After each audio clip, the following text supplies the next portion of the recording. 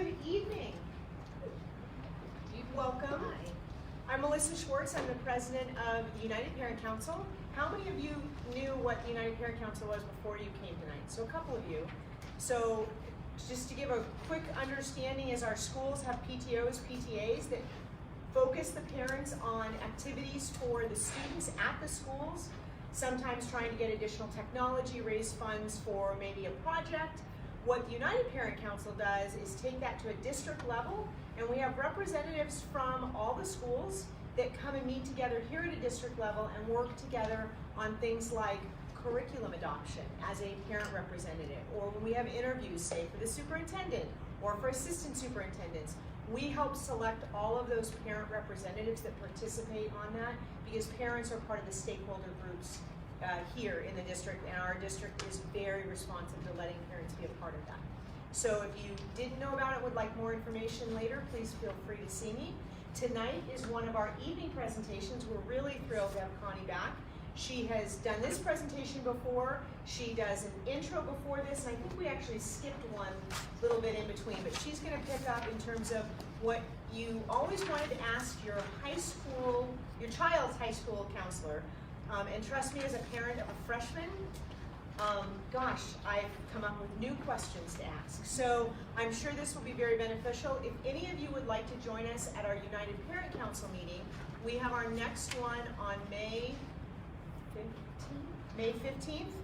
It's a Wednesday, and it is our closing bell, and we end the year with the superintendent giving us a summary of usually where things have been and what is next year we'll be looking at, and we actually will have the new superintendent there as well.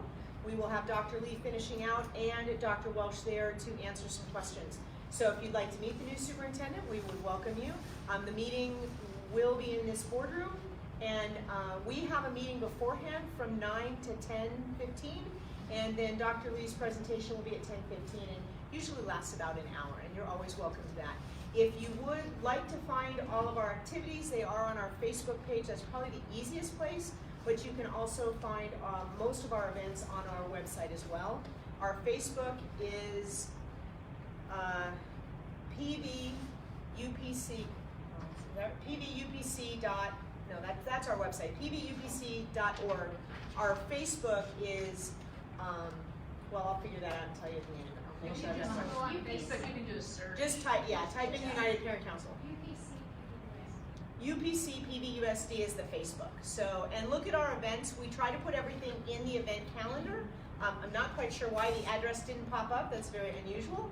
So it is in there, but we don't know why it didn't show up. So, and I will be here at the end to answer some additional questions, but we'd like to get Koni started. We are on Facebook Live, so this is broadcast. If you miss anything, you can go back and look at it. We will wait till the end if you want to ask some more detailed questions. I know there'll be things that will come up during the presentation, but at the end I will shut off Facebook so that you can ask your questions, and those don't need to be on Facebook, okay? Koni. Hi, thank you for coming tonight. Having parent support and parents understanding what high school is like really does help us. I have been in the district for 20 years. I started as an elementary teacher. So when they asked me to do a night presentation, I'm like, well, most of the information we get out there, I think. And then I thought back to 8 years ago, before I was a counselor, when I was an elementary teacher trying to get my master's degree. And I had a middle school student here in the district, and I'm like, I did not even know what high school was about. I was getting my master's degree, and when I first started being a counselor, I didn't know what high school was all about. So there is a big realm of things that I can tell you about high school. What I want you to understand most is that I look at every student as an individual. So I'm not going to say all of this is how you get your kids into an Ivy League college, or you know, this is this or this is that, because every child is unique and they need to have a unique path. The nice thing about high school and all of our high schools is that those paths are all available for all students. So, I currently am the lead counselor for the district, but I'm also the lead counselor at PV Online, which is a completely different thing from being at an actual high school. But what is so great about PV Online is that we can have a student be completely online for 4 years and graduate, go to college, go to be an athlete, because all of our courses are NCAA approved, which is different from a lot of online programs. But the reason I like that job a lot is because I can really be very individualized with each student. So in the back is my card, and if you after this presentation, if you're just like, oh my gosh, I have so many more questions, please take my card, give me a call, because I do have a little bit more freedom than the counselors at the school, so I am able to, give you some more direction if that's what you're needing. So help yourself to that.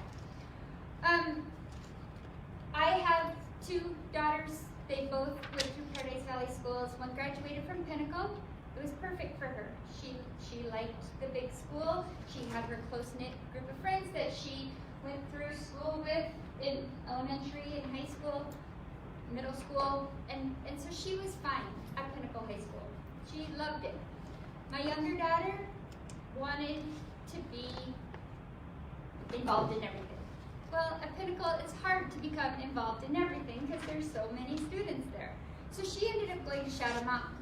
Both of them had great experiences, but they were individual experiences. And that's I guess, the big point that I'm going to be talking to you about tonight is knowing all of the things available to our students, because a lot of times that's the biggest question. You don't even know all the things that are available. So the first thing I want to talk to you about is that you can choose where you put your child. There is open enrollment in the fall. You can decide the high school best for your child. It might be the CREST program at PVHS, even though you're in the Pinnacle area. You may choose Shadow Mountain and their NVAA program if your child is into the arts. Each program is individualized. Each school is individualized. Some are bigger, some are smaller. Some focus on AP, some focus on dual enrollment, some focus on specialty programs.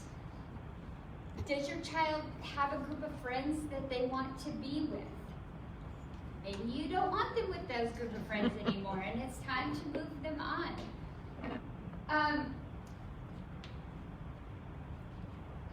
Making sure the school fit is really important. We get a lot of students moving high schools as they go to Pinnacle because that's where they thought they had to go to school, and then they realize, oh, this is so big, I don't necessarily know if I like it. Start getting anxiety, start getting nervous about being in such a big school, and end up transferring.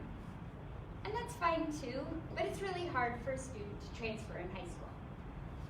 Easier within the district, but it is a challenge for them. What I actually wanted to start with here is that I'm a high school counselor. I'm a school counselor. I got a master's degree in school counseling. And I brought up the word anxiety. A lot of students are suffering from anxiety and depression now. Well, probably now more than ever. Now more than in my first couple years as being a school counselor. When I was an elementary teacher, I thought, oh, that's nice, there's counselors at the school. Perfect, if my kid needs help, I can just send them to the counselor. Being a school counselor is different than being a counselor that you would maybe send your child to get some support in social and emotional behaviors. We have the skills, we can help them on a little bit. But basically we have 400 to 600 kids depending on the school. So we cannot meet with your child every week for an hour like a qualified social emotional counselor can. We work primarily with academics, with goal setting, with college, career preparation. That's really what we do. We do a lot of things in the classrooms, but we do some things with one-on-one with each student. But we cannot provide counseling services to the students, unfortunately. Now, despite that, we all still have big hearts and we want to help them. So, if you get a phone call, we will call and say, we're really concerned about your child. And when you get those phone calls, take them seriously, because we've literally probably tried to do everything to make their things feel better, but it's not working. So if open enrollment is over, does that school still accept students? It all depends on the school. Technically no, but if you have a good case, you can always petition the school to try to get your child put into another school if necessary. Finding that fit is really important. And that fit might look different for every single student. There might be a student at Shadow who goes to Paradise Valley for the CTE programs. You might have a student taking half day at one high school and taking online for the other part of the day. All of those things are okay. Graduation requirements. Every student needs 4 years of English, 4 years of math, up to pre-calculus if they are going to a university. All of our freshmen start with Algebra 1-2 as a minimum. 3 years of a different lab science. What that means is, for example, some schools will offer earth science and astronomy geology. Earth science, astronomy, geology are the same lab science. So if your child wants to go to college, they need different ones like biology, earth science, and chemistry. They need 3 years of social studies, but only 2 years for the university. Universities always count American history and then the best grade of the other, either world history or government or economics. Government is 1 semester, economics is 1 semester. 1 year of a CTE or a fine art, 1 year of a PE, which includes 1 semester of life concepts, and then 6 electives. Paradise Valley High School requires 7 electives. The reason for that is they are on a block. It's easier for them to earn credits. PV Online is 22 credits, but pretty much everybody else is 22, but Paradise Valley is 23.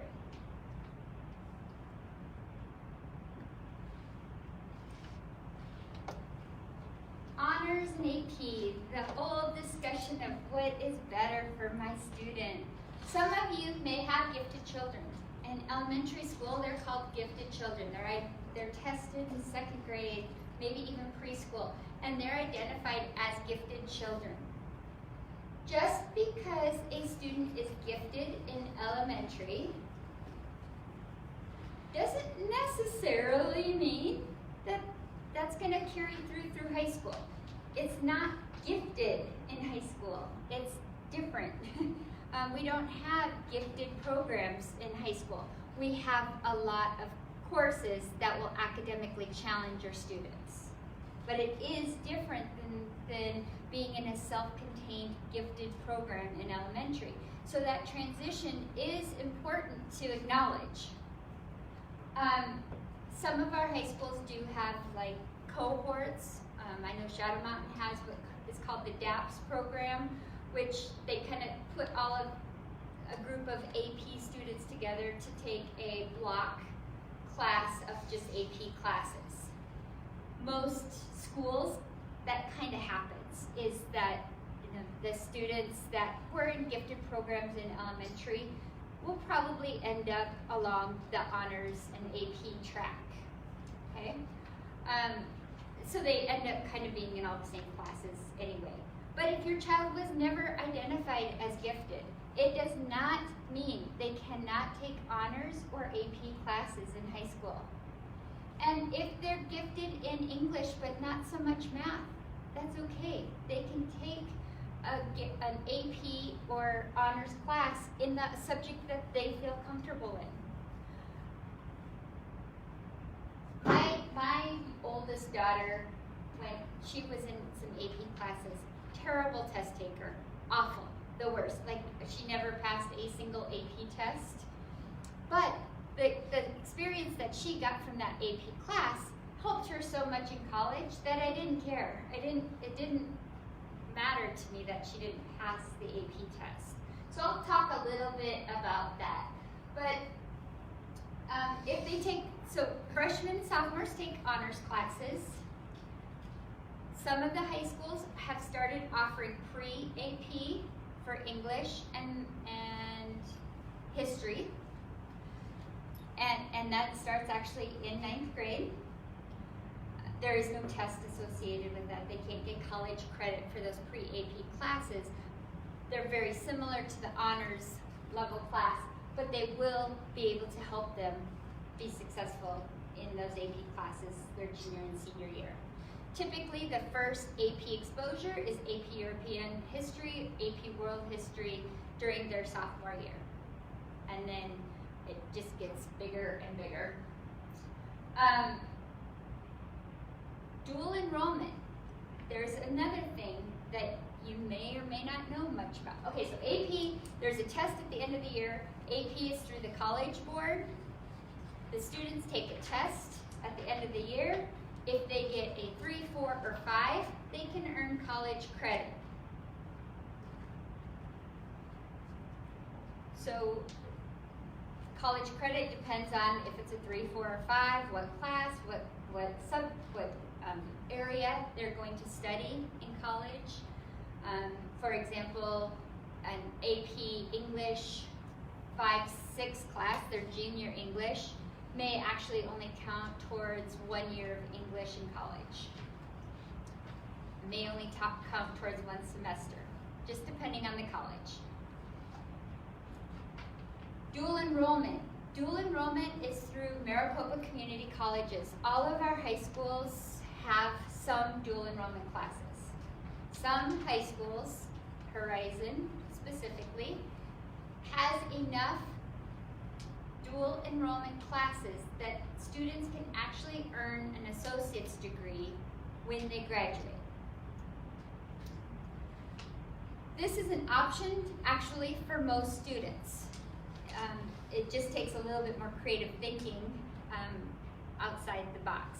Because a junior or a senior, if they take a dual enrollment class, they're getting high school credit and college credit. Yes, you have to pay the tuition for the college credit, but if, let's say, they've taken their math, they've taken their English, and they want to take a, let's say, psychology, and your school, your high school doesn't have psychology, they can actually take it at a community college, earn college credit for that, and high school credit. The student just has to provide the transcript to the high school. So pretty much most high schools, with prior approval, will take any credit for any community college class taken that's 100 level or above. Okay? So you think about that, and there's a lot of different opportunities. We have PUMA, which is through Paradise Valley Community College. Students apply their sophomore year, and they can actually attend PVCC for part of the day, and then they're earning dual credits. Okay? So there's a lot of different opportunities like that. Now your students hear about these, but I don't know about yours, but my kids never told me anything when they got home. So this is where it gets hard, because you also have to do the digging. As a parent, you have to do the digging because they're not going to just come home and say, hey mom, here's a great opportunity. I can go to PVCC for part of my day and not have a social life for the next 2 years, and yay, let's do this. But for the right kid, that is the perfect opportunity to earn a lot of college credits through high school. Once again, it's not for everybody. It's not for every student. But for those right students, it's a great opportunity. But dual enrollment is available. If your child is staying in state to go to college, dual enrollment, English 101, 102. Every degree requires English 101, 102. It's a senior English class. So if they're staying in state. Now, if they're going out of state, it might not count because a lot of out-of-state universities will not accept our community college credits. Just like we won't accept many community college, our state colleges don't always accept community college credits from other states. This is what a high school transcript looks like. Very different from an elementary report card. We get this question, I get this question all the time. Can I get this grade off? How do I take this grade off? How can I fix this grade? I don't like this grade, I don't want this grade anymore. This is the record of how of your child's high school career. You can't change a high school transcript. It's against the law to change a high school transcript. You get what you get, you earn what you earn, and you fix what you can fix, right? So a university will look at this. This is what a senior would see right now. Probably first semester because this is English 7. Most seniors right now are in English 8. So this would be the first semester, and this would be the transcript that's being sent to colleges. First thing I'd like to point out is the weighted and unweighted GPA. Weighted GPA takes into account every honors or AP class that the student took. Dual enrollment classes are not on a weighted scale. So that's something to consider. If your child takes a class in middle school, let's say they took Algebra 1-2, now they're in Honors Geometry 1-2 as an 8th grader, and they start high school in Honors Algebra 3-4. You have to consider that because there's 4 years of school, they have to have 4 years of math, even though that honors geometry can be on their high school transcript, it doesn't count for the universities. So it counts towards their GPA, but it doesn't count towards the universities, and it could really start affecting their weighted GPA. Sometimes in a good way, sometimes in a bad way. I'll go into that a little bit more detail because sometimes we obsess over GPAs and sometimes we just don't understand them. The in-state universities will accept a student with a 3.0 unweighted core GPA. A core GPA are those classes I listed at the beginning, the 4 years of English, 4 years of math, 2 years of social studies, 3 years of science, 1 year of a CTE fine art, and 2 years of a foreign language. Foreign language is not a graduation requirement, but it is a university requirement as far as their 16 core credits. Here's a little hint or trick. Your child is so busy, they're in the CREST program or they're in a lot of sports, and they don't have time to take the 2 years of foreign language. They can go to a community college for 1 year, take a foreign language, sign language, Spanish, French, whatever they want to take at a community college, take the 101, 102, and that is considered a 2-year equivalency to our universities. We'll accept it as a dual enrollment credit, but the universities will accept it as their 2 years of requirements. So that's if they're in-state. So just a little hint or trick that Did sometimes you say sign language sign language does. is considered a language? Mhm. It is considered a dual. Yep. Oh, that's interesting. So the unweighted core GPA is what colleges look at, which is not what's on our transcripts. There's nowhere to find what your core unweighted GPA is except to manually add it. I've tried with IT, I've tried with everybody to try to get the core GPA on there, and So the 8th grade honors math doesn't show up on here? it will. Okay. Okay, I'll come back to the Okay. honors math because that's a whole thing. Okay. All right. So some things to look at. So for this student, they've taken their 6 classes every semester. They're doing okay. Their GPA is okay. They have a D here. For, let's just say, NAU. NAU has a lumberjack scholarship with a 3.5 GPA with no C's or D's. So this student would be out of the running of the lumberjack scholarship, which is the full tuition scholarship. Now they could get other scholarships because their GPA is up in it's pretty good. So if I was to look at this student, I would say, you know what? You had a rough time in 9th grade. You really turned it around your 10th, especially your junior year. I would very much recommend that they get all A's their senior year, but I would also have them consider retaking their algebra. Oh, look, they did. So there's a little R in front of it, and they retook it somewhere. Should be on here somewhere, algebra 2. Right here. They took it through PV Online, algebra 2, and got an A. So now that D does not count towards their weighted GPA. It stays on their transcript, but you can see it has 0 weight, 0 credit. That just means that it no longer counts. Same thing happens when there's an F. Sometimes things happen, okay?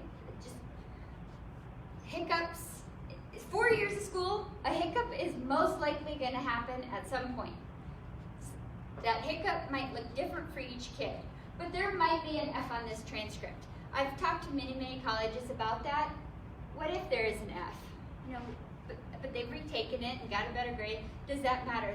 No, we only look for their best grades. Okay? So I could show you a completely different transcript that, you know, we're scratching to get them graduated. Okay? It doesn't matter. Every class they took stays on the transcript. All right? But this is what it looks like. Another thing to pay attention to is on the transcripts, on all of our transcripts, it has how many credits have been earned, how many are required, and then how many are remaining. So if you ever go, I wonder what classes they have to take their senior year, you can just look under the remaining column and know exactly what credits they still need to take. So this is just the GPA summary. It's kind of blurry, sorry about that, but it talks about the weighted and unweighted, and then the percentile rank. We as a district no longer go by numerical rank.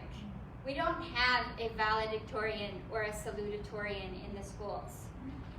Actually, the colleges don't even care about that anymore. They know that it's always a percentile. So colleges are looking for the top 3% of a class, the top 10% of the class, top 20% of the class. And that's what is indicated here. So this student is at 67.57, so he's in the top 30-ish, 33rd percent of the class. So that just kind of gives you an idea of where they are.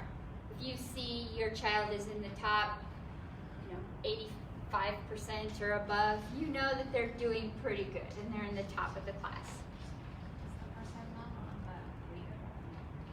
Good question. So the percentile is on the weighted GPA. All right. So sometimes I have parents ask me, why would I put my kid in an honors or AP class if colleges are looking for unweighted grades? Good question, except colleges also look at where they are standing as far as their GPA. What percentile are they at? Their percentile will be higher the more AP and honors classes that they've taken.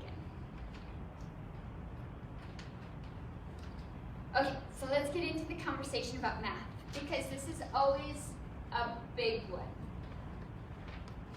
How many of your children are currently in, or have been in 7th or 8th grade and have taken a high school math? Algebra 1, 2, or geometry, honors? Okay, so there's a few. So I'm gonna very much address this because it's very important. If they take Algebra 1, 2, let me start with this. In high school, Algebra 1, 2 is not a weighted class. There is no honors Algebra 1, 2. We do have accelerated Algebra 1, 2, but it is not a weighted class. So, even if your child took honors algebra from another school in another place, we will not accept it as an honors level class because we don't offer it. So, Algebra 1, 2 is Algebra 1, 2 no matter what. If your child is in 7th or 8th grade and taking Algebra 1, 2, they have the opportunity to start high school taking honors geometry 1, 2, or regular geometry 1, 2 if you're not sure about the honors. Okay? Some students take Algebra 1, 2 in 7th grade, and they take honors geometry 1, 2 in 8th grade. Okay, that's great.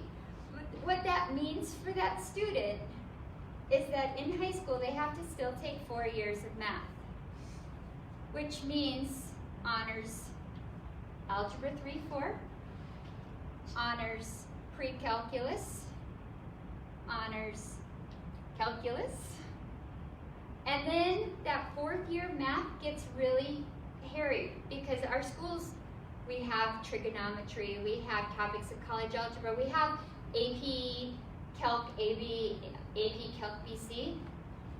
But unless your child's going to be a math major, most of the time, degrees do not require that high level of math. So then we get to the junior, senior year, and the students are like, they're done with math. They've been in math for like hard math for 4 or 5 years. And they're like, I just want to be done. Okay, well here's the problem with being done their junior year. Can we accept that middle school credit for college or for graduation? Yes. Yes, we can accept it for graduation. But universities will not accept it as part of their 16 core GPA. So, if your child doesn't want to take the 4th year of whatever math, sometimes they go to the community college to take it. Sometimes, we put them in AB and BC. But if they don't want to take that 4th year, they're basically hard math. They take basically a year off and then are expected to go to college and try to do college level math. It usually doesn't work out very well. So that conversation, if you have the opportunity to have that conversation real early, if they're kind of struggling in middle school in that math class, it might be better to have them retake it in high school and just get really, really strong in the honors level classes all through high school. You have 1 year to get those grades removed from your child's high school transcript. So, in middle school, if your child takes Algebra 1, 2, or Geometry, or Honors Geometry 1, 2 in middle school, they have until the end of their freshman year to get that off of their transcript. And the reason you would want that off is, let's say they took Algebra 1, 2 and they got B's. Well, then they took honors geometry in high school and they got A's. So then that, as a parent, you have to decide, okay, should I keep them on the honors track where they get the weighted GPA and have them continue in honors geometry, honors algebra 3, 4, and then honors pre-cal, have them get all A's? Or do I want to take the risk that that B is going to count towards their GPA? Because you're basically then in middle school setting up what their GPA is going to be. Okay? So that's why we give you until the end of the freshman year. Now, if it's an A, you probably want to leave it on there, right? It's not going to hurt anything to leave it on there. But if it is not necessarily a great grade, it would be best to get it off. And you only have your freshman year to do that. The counselor should give you a piece of paper, your child a piece of paper that should be signed. You give it to the registrar. If you've got a freshman and you haven't gotten that piece of paper yet, make sure you contact your child's counselor as soon as possible, because you do need to do that by the end of your 9th grade year, because you can't go back and change your mind later. So you can't go back and say, I really don't like that B that my kid got in middle school. Okay? Now what will happen is if they took, let's say they took algebra 1, 2 in middle school and they got B's, and then they decided, you know what, I feel like I should really take it again, and they retake algebra 1, 2, and they get A's, those B's will stay on the transcript. Hopefully the counselors are telling you to get it off of there, but it will dupe it out. So back to that transcript where it had the little R, no credit, that's what will happen to it. It just makes the transcript kind of look messy in that case. Math is the only class in our district that can happen before high school. Okay? So you can't get any other grades on your high school transcript other than math before. So some students are taking upper level foreign language. What happens with foreign language when they enter high school is that they'll start at their equivalency. So let's say they took Spanish 1, 2 in middle school, they'll start high school in Spanish 3, 4. The universities will accept Spanish 3, 4 as an equivalency, meaning they've earned their 2 years of foreign language because obviously they took Spanish 1, 2, or had the prerequisite skills and knew enough about that language to be able to pass 3, 4. Okay? So does that affect the number of classes? If you take 1 year instead of 2 years, do you average it instead of? They do average it on the 15 instead of the 16. So it could have an effect. Most of the time it really doesn't though, because it's a minor impact. PE, sometimes if your child, incoming 9th grader, can take PE through PV Online or through summer school, and that would go on their high school transcript as well, but it has to be right before they start high school, before they can take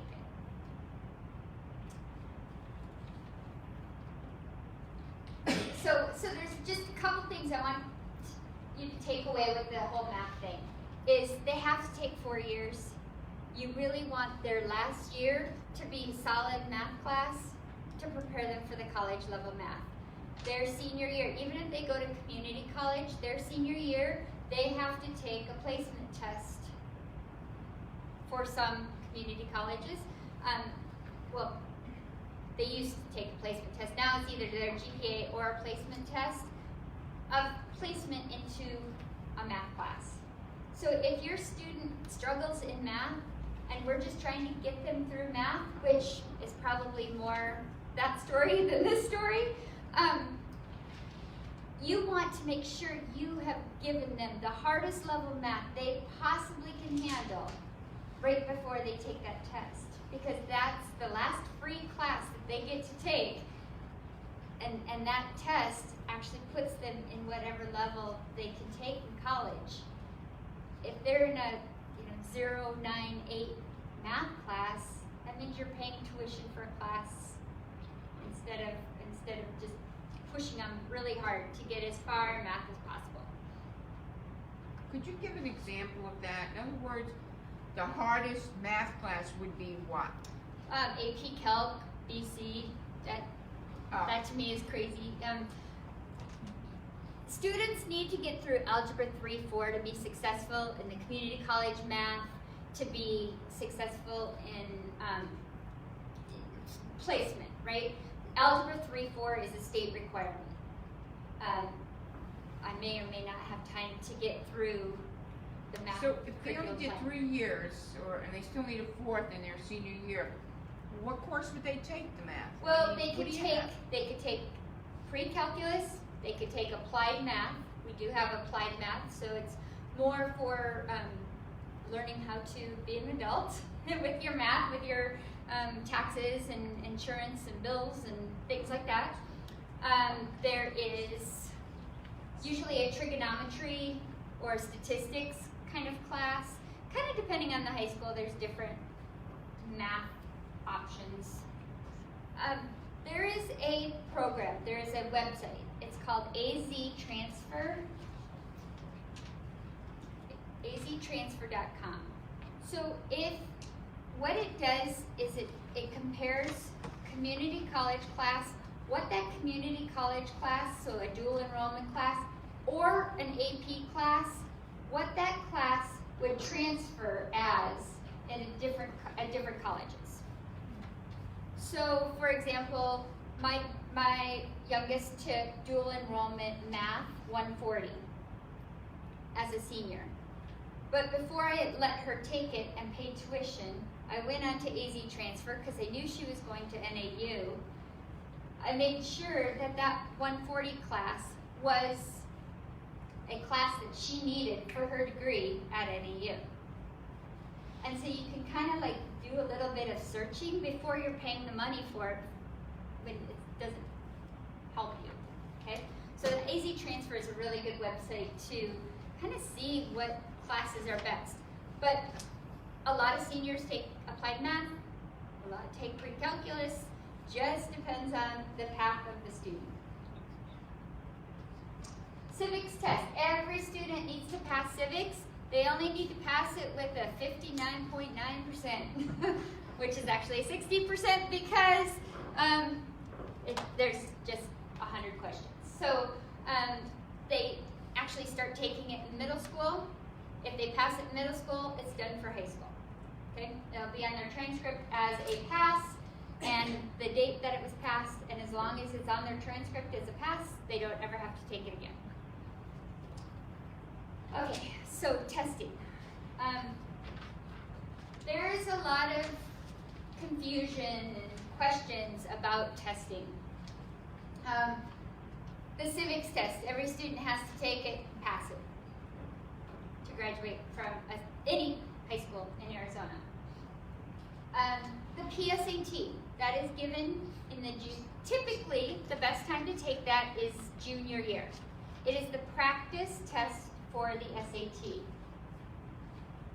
So if you know, without a doubt, your child is college bound, it is a great practice test. It's a great way to practice to see if they're ready to take the test. Our foundation, the PVSchools Foundation, actually pays for all of our sophomores to take the PSAT test, which is a huge, great benefit to your child, but only if they use it, okay? So you get the report of the PSAT. On there it says, okay, this is about how your child would do if this was the actual SAT. There is a code on there. The code connects to Khan Academy and does an individualized SAT practice for free based on how they do on the PSAT. So it's individualized, like it's like the best thing ever. So they get this code, they click it in to Khan Academy. Khan Academy gets the report, and then once a week, your child can go in and do some, just check in on their little SAT. Because the test is not different from what they're learning, it's just worded weird. You know, it's a standardized test. Students aren't used to taking those like quiet standardized tests. And so a lot of times it's just the vocabulary that they need to learn to be very successful. So they do need a little bit of practice before they actually take the SAT. If you take this code and use it, it will improve your child's SAT scores. Okay? Junior year, they take the PSAT. That's how they become National Merit Scholars. The National Merit Scholarship is one of the last few full ride. It's full ride scholarship. Full ride scholarships are almost non-existent anymore. You can get full tuition scholarship. You can get, you know, some of the housing paid for with financial need, but to get an actual all expenses paid college experience is not easy anymore. National Merit is one way to do that. They take that, they get to be a candidate for National Merit by taking their PSAT as a junior, the beginning of their junior year. So, excuse me, so did you say they take it also as a sophomore, and that's when they get the code to be able to practice for the Yeah. junior year? Okay. So what you should do is, if this is what the schools are supposed to do with those PSAT scores, is they look at them for all of the juniors. If there's or sophomores, if the sophomores are in the top 5%, we really encourage those sophomores to take it again their junior year, because they will most likely, if they did well on it as a sophomore, they're most likely going to do really well on it again as a junior. Okay? The end of their junior year is probably the first time they'll take the SAT or the ACT. I'm not necessarily prejudiced to either one. Universities will take either one.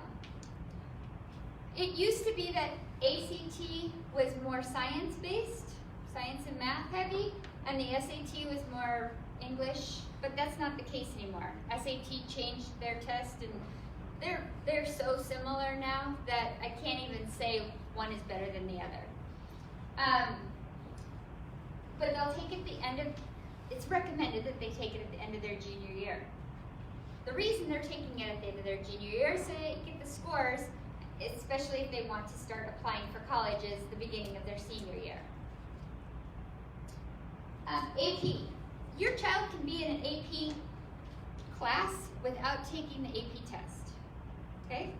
I just want to make sure everybody knows that they can. My kid was in AP classes, couldn't pass a single one. Sophomore year, I paid, I don't even know how much, and AP test scores, didn't pass a single one. Junior, senior year, I didn't even bother paying for it because I knew she wasn't going to do well on it, and that wasn't the reason I wanted her in the AP classes. So that is an optional test for your students, but if they do well, you get free college.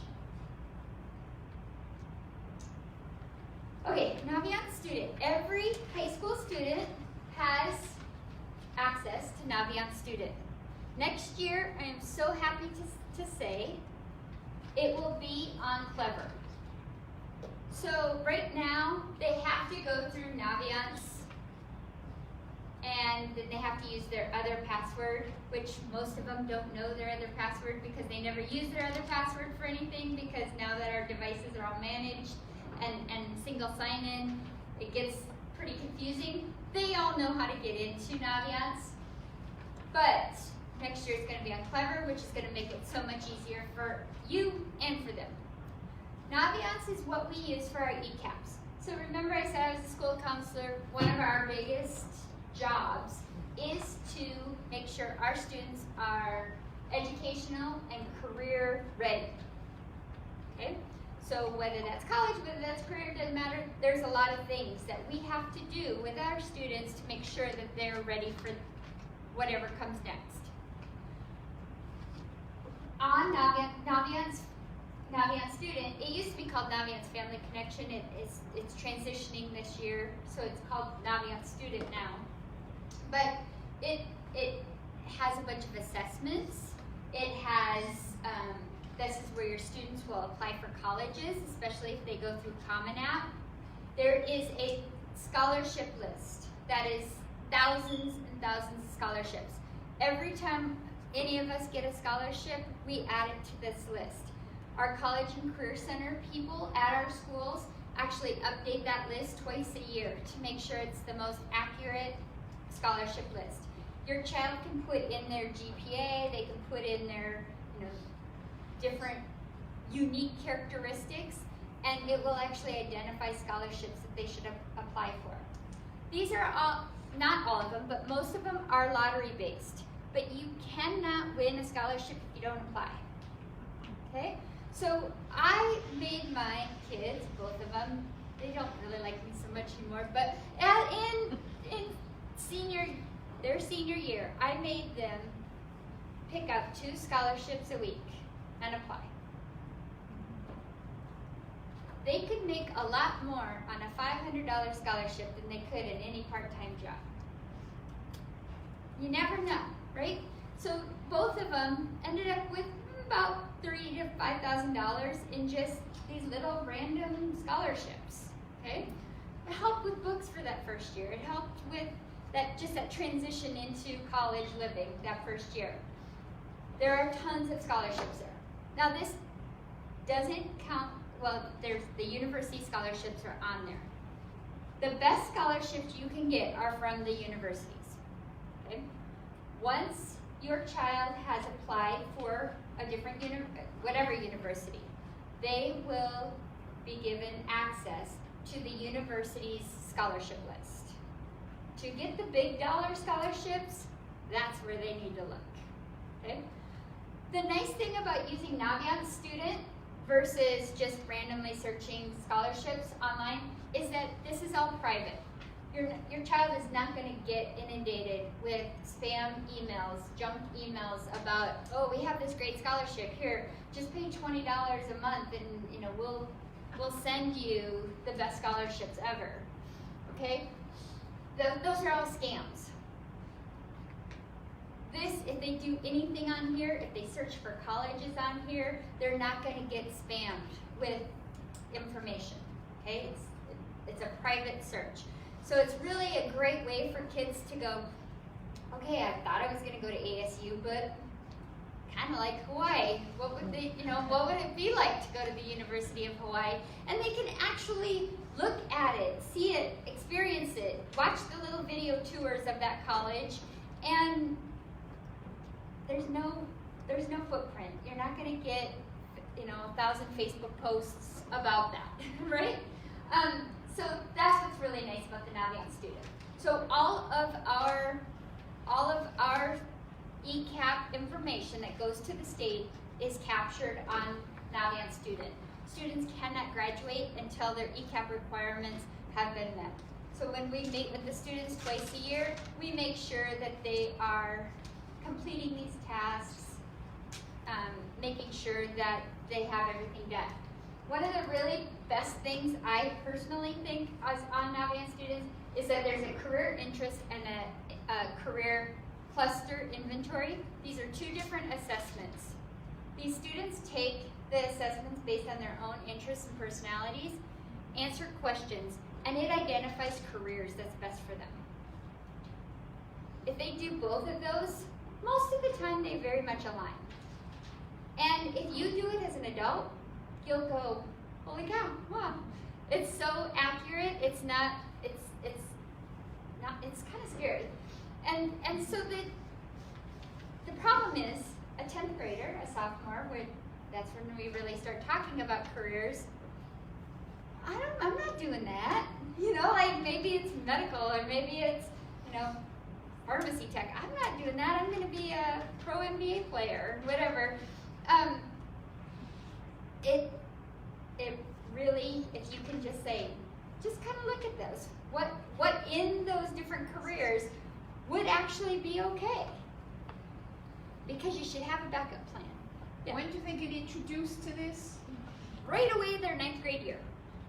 So, Okay, right in high school. Yep. And will we be apprised of how to get in there? I mean, So with their codes? I mean, how does it work? So once it's on Clever, then parents will have easier access. Right now, they pretty much have to go through their student's site, but once it's on Clever, then it will be part of like the Infinite Campus login.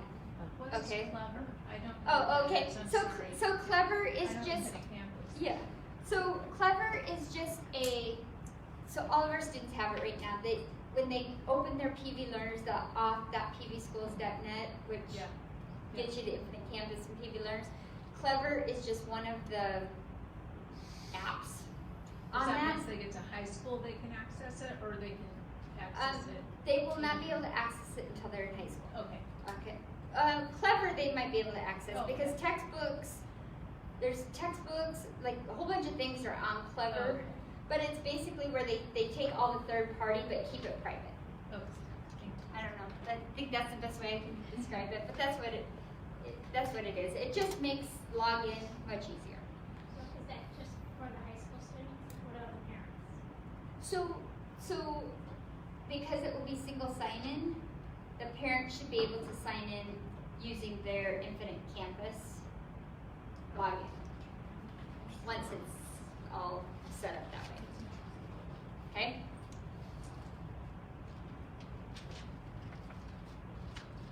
But it's a fantastic program. Just I can't say enough about it. Road Trip Nation, they take people like famous people like the person who came up with Starbucks, and they interview them and they have students interview them, like, what did you do to like think about this, and how did you get from here to here? Some of them are very, very successful people that did not take the normal college route. Okay, just to show the students that there's lots of different ways to get to where they want to be by using different pathways. So these are in-state universities. We do call Grand Canyon one of our in-state universities, even though it is a private university. A lot of our students do attend because it is local. Out-of-state universities. What I can say about if your child wants to go to an out-of-state university, have a backup plan, because you never know what's going to happen between that senior year and August when they have to actually get into that plane with their one little suitcase and fly to Florida to that college that they really, really wanted to go to. And then they go, whoa, wait a minute, I can't come home for Christmas? What do you mean? And sometimes the idea, my friend is going there, so it'll be great, this will be fun. Well, now the friend backs out, and then what, right? So always have a backup plan. That's what we say is, if you can get to an out-of-state university, fantastic, but just make sure you have a backup plan. Research for the admission requirements on the Naviance student, and Common App is required for most out-of-state schools. Common App is on Naviance student. The students actually go in there, they fill out one application, it can be sent out to numerous schools. The teachers can do their letters of recommendation onto Common App, the transcripts can be uploaded into Common App, the counselors always have to upload things into Common App, and then it can just be sent out to any college that's a Common App college, and pretty much there's thousands of Common App schools now. Any in-state university, it's better and easier to just apply through the university. The Common App does require teacher and counselor recommendation letters. How do you get recommendation letters from your teachers in high school? How do you get them from your counselors? You just ask. But you have to ask more than, like, I need a letter of recommendation tomorrow. It happens, okay? Do they only get the letters senior year or Typically senior year, but if your child really had a great connection with a teacher or a counselor, and that teacher or counselor is willing to write the letter, get that letter, okay? It's always, the more letters you have, the better it is, all right? But senior year is on Common App, it's usually a senior teacher or a junior teacher, somebody who's pretty familiar with that student, because they're going to have to basically specifically be talking to those colleges about that student's work ethic. So if it's from, you know, 9th grade, 8th grade, has it changed? You know, why couldn't you find somebody a little newer, right? So that would be what I would say. Use your PV Learner's email for the Common App, or it won't work. And FERPA rates must be waived, or we can't send the documents. Okay, so your students will know all of those things. We'll teach them how to do that, but those are kind of the biggest hiccups with Common App.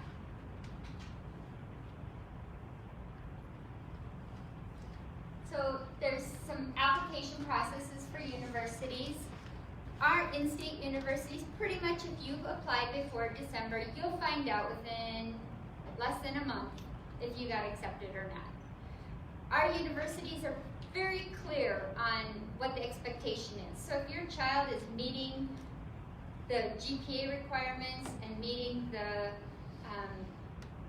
has all their core academic classes, you know if your child's gonna get accepted or not just by applying, right? But let's say they're on the fence.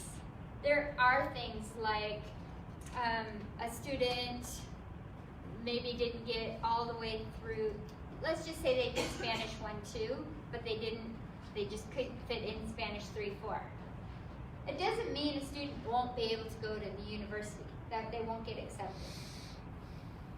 They may just have to work a little bit harder. You know, like they might go on probation, saying, well, you still have to finish this 1 year of foreign language. Okay? So universities will accept students even if they haven't earned everything. Early decision. This is more for Ivy League, out-of-state, prestigious universities. November 1st is the deadline for most schools, and that's binding. Once you decide, that's it. You can't change your mind. They're expecting you to be attending that school in August, and if you've paid money, you're not getting it back. Early action is also November 1st, some are November 15th. It's non-binding, meaning you're okay. You know, like, you can still change your mind, but you shouldn't be doing a bunch of early action. You shouldn't be applying for a bunch of early action. Okay? Regular decision, December 1st deadline. You want to, our in-state universities, you pretty much want to have your applications in by December, because the scholarships, the student loans, all of that money starts getting divvied out right at the beginning of the next year. So January, February, March is when they decide how that money's getting divvied out. So you want to definitely have your child's name in the books, right? So that you can get the biggest scholarships possible. There are waivers for application. So if your child is on free or reduced lunch, we do have waivers so you don't have to pay the application fee. SAT scores have to be sent by your child. We have the scores, but we can't send them. Okay? So when your child is taking the SAT, you're gonna want, I think they can request up to 6 or 10 free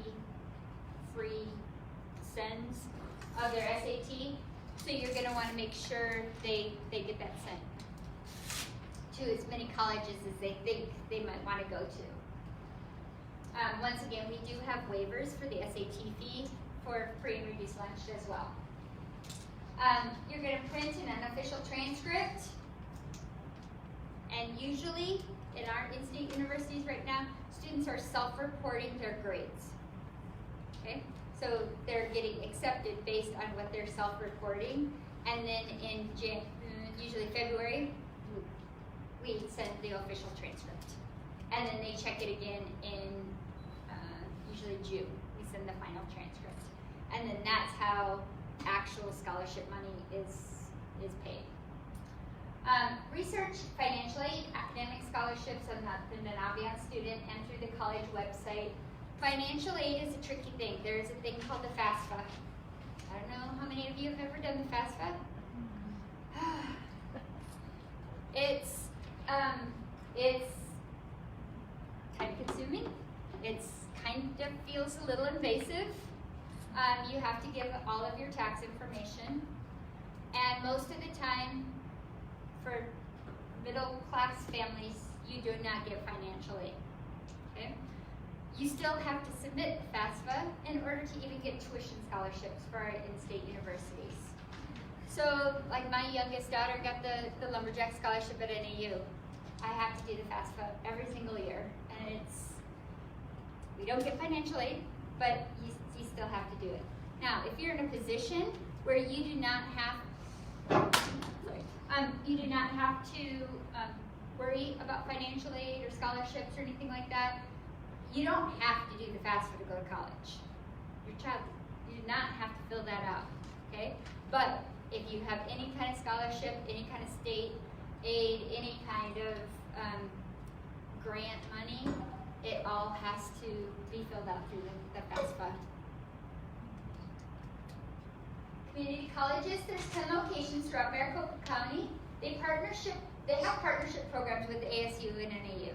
The one I like to use as the biggest example is Paradise Valley Community College. They have it's called Connect to NAU program. A student will go to Paradise Valley Community College for 3 years, and they will earn all of their credits through PVCC. They finish up at NAU, either at NAU or at PVCC. They actually get an NAU diploma, but they're paying community college rates for at least the first 3 years. So $60 versus $300 to $500 a credit is a big deal. Okay.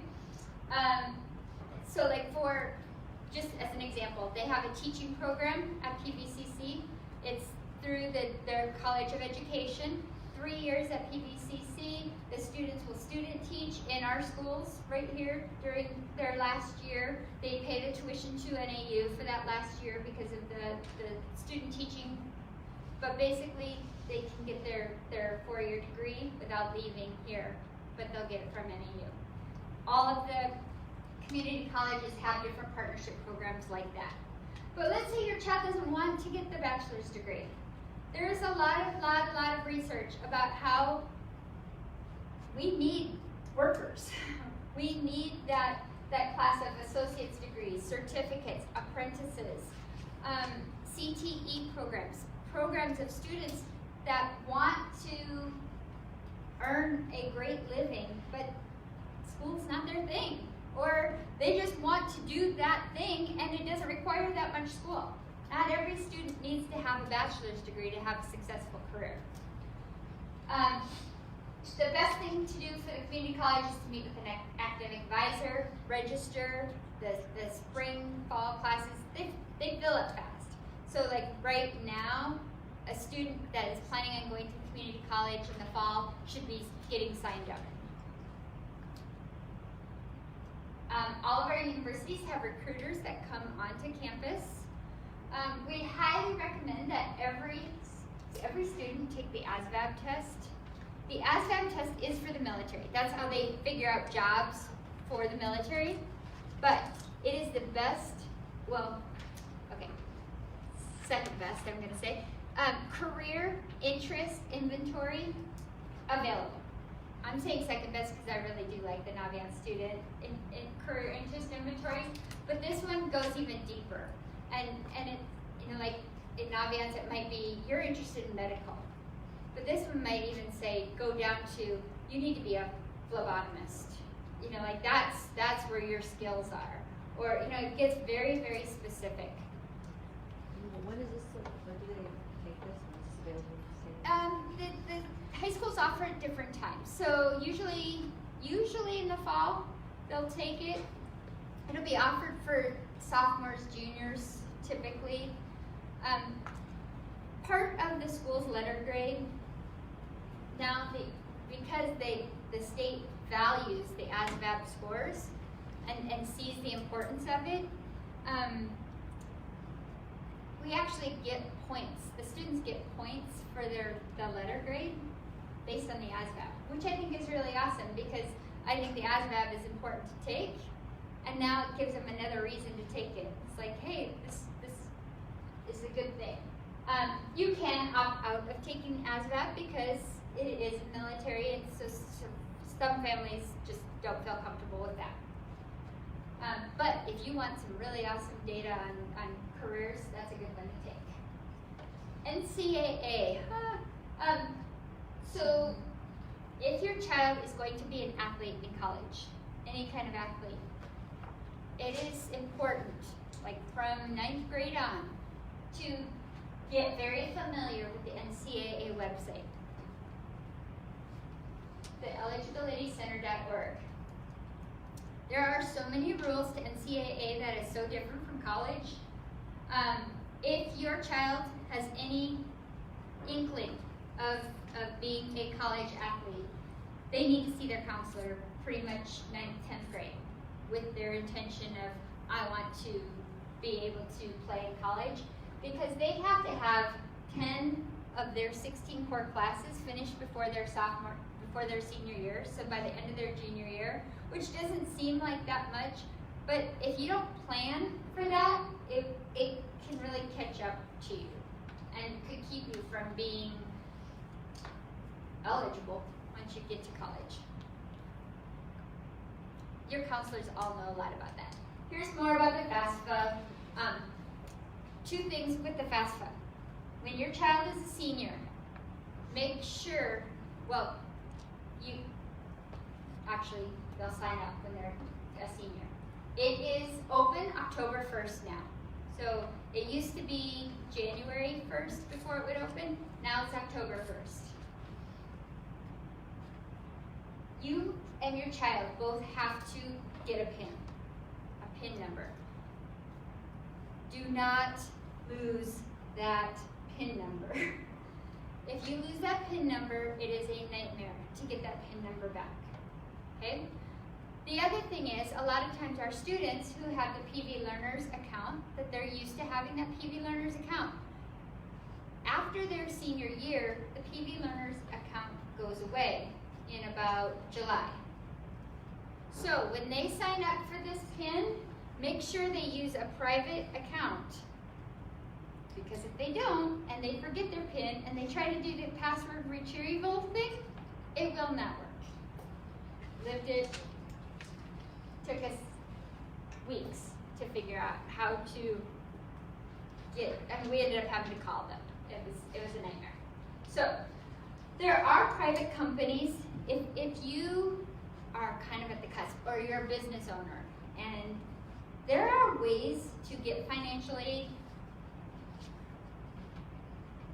even if you're not like categorized as you would think you would earn financial aid, but you have deductions and things that could help you. If that's the case, finding these private companies is very helpful. Okay, one I know for sure is called the Heifer Group, the HEFAR. They are quite genius when it comes to, especially if you have a business where you can put this in this account, put this in this account, and it makes it look better for financial reasons. It's not the criminal kind of people that we've all heard about. These are like legit companies that it's pretty interesting. And they'll usually do a consultation for free to see if they'll be able to help you or not. Okay, so the last thing I want to say is don't be intimidated by high school. I know your child will have 6 classes with 6 different teachers, 6 different personalities. They're not as warm and fuzzy as the elementary teachers. They're not, you don't get to have the little ice cream social at the beginning of the year to meet their teachers. I get how intimidating that is, right? You know, you just know that Mr. Schmidt is the teacher for math, and you don't even know what he looks like until maybe conference or maybe you go to open house and you do the curriculum night and you see what he looks like. But you might not know those teachers at all. It's kind of the same with counselors. You have to reach out to the counselors.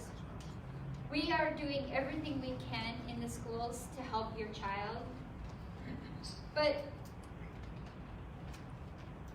that high school years are the years where they don't necessarily want you to be so much part of their life. Make the effort to get to know your child's counselor. Schedule an appointment. Meet with them. Have you and your child go in and meet with them. How many counselors are there in like a high school? Well, I mean, there's 900 kids at least. well, no, like Pinnacle has 2,500, Oh, super good. and there's 5 counselors currently. I think next year we actually are reducing our numbers a little bit this year, so there'll be about 400 to 1. So there is a lot. There is a lot, 400 to 1. but it doesn't mean that we don't have time to make that connection. Okay, it's just going to be hard for us to reach out to you. If you reach out to us, we'll do everything we can to make an appointment happen. Okay? Discuss, especially, there's 3 reasons. The 3 big reasons to meet with the counselor at some point. It doesn't have to be at the very beginning of the school year. Maybe it's during conference week, and you meet with the counselor during conferences. Come in and say, hey, I'm this parent. NCAA, if your child's an athlete, you definitely want to meet with the counselors right away. Ivy League, high, prestigious universities, you want to meet with your counselors right away. Or students that have really big interests in different things, such as the CTE program. They want to be a chef, they've been wanting to be a chef. I need to figure out a way to, what is the best path to get my kid to be a chef? Oh, here's a great idea. You're going to do this your freshman year. Then sophomore, junior, senior, I want you to go over to the Star Tech program at Paradise Valley High School. You can actually get a certificate in culinary by completing that program. Those conversations need to happen as soon as possible. Maybe even before they start 9th grade. Students can be in the Star Tech programs, in the career and CTE programs as early as 9th grade. Okay? So if you know of a specific program your child likes, I could go on hours for CTE because that is one of my big passions, as well as CTE, WestMech, the different programs we have for career and technical. Even if your child is going to college, CTE prepares them for that. They have to be part of a CTSO to be in a CTE class. A CTSO is a way to be involved. Kids need to be involved. Explain it. Oh, okay. CTSO is like their student organization for that class. So, for example, my daughter went through the CNA program. She was part of HOSA, which is the Health Occupation Student Organization. They do little meetings, they have to volunteer, they have to participate in different activities at the school, but then they actually participate in the state level with competitions, like what they've learned in that organization, and they compete, they can get trophies and awards, they get to go on to nationals, and so that's just a side effect of being in this amazing class that they're learning life skills and then they can learn leadership and things like that, which also help with their college essays and the scholarships and all kinds of things. So those are the things you talk to your counselors about. Meet with them. Sometimes it might need to be an email. Sometimes it can be a phone call, but you can also go in and meet. What makes successful high school students? This is kind of just true. Having parents stay involved, attend parent-teacher conferences, call the teachers, email the teachers. It becomes harder in high school. I get that. You are the ones that can be persistent. If you email that teacher and say, hey, could you give me a call, and they don't call, call again, and call again, and call again, until you get that answer that you're looking for. They have 185 students. They can return your call, but it might take a little coaxing. Complete the 4-year course plan. Every freshman will actually create a 4-year course plan on Infinite Campus. Okay? It can be changed, but either in the spring or the fall of the 9th grade year, the counselors will sit with each child and come up with their 4-year academic plan. You should be able to go onto Infinite Campus under their course plan and see what that is. You can go in and change it. Eventually, my goal is that we can actually use that for registration. Your student will pick out their 4-year course plan, will say, is this what you want to take next year? Registration is done. So we don't have to go through all the paper hassle. But you can be involved in them picking their classes. They need to get involved in clubs, sports, or activities. The students I feel like have the hardest time getting connected are the ones that aren't connected. They go to school, they do their classes, they go home. High school is pretty boring if that's how you go about it. If you're involved in the different things, it makes it a lot more exciting for them.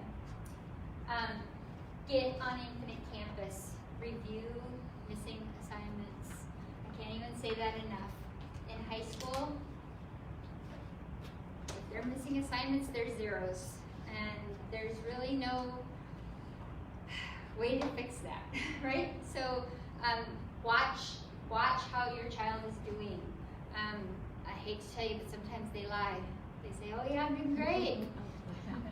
Fine, you don't need to look, I'm good. Get on Infinite Campus and make sure for yourself. Have the students start learning self-advocacy. They need to ask for help as well, okay? They can come to us, they can ask us for help. But they need to start learning that as soon as possible. They need to take rigorous classes.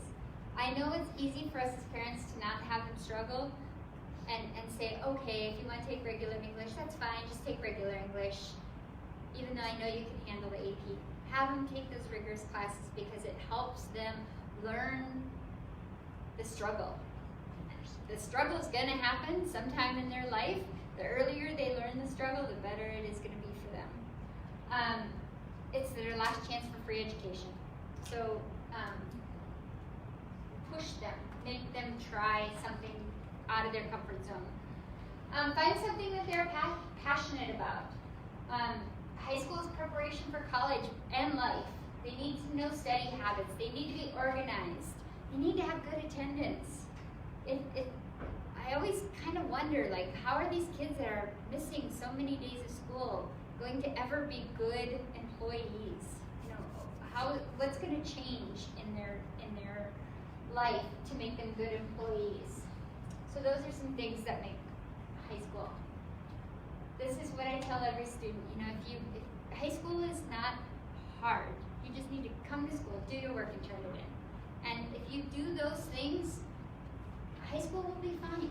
You don't have to worry about high school if you do those things. So now I am just here for questions. Anything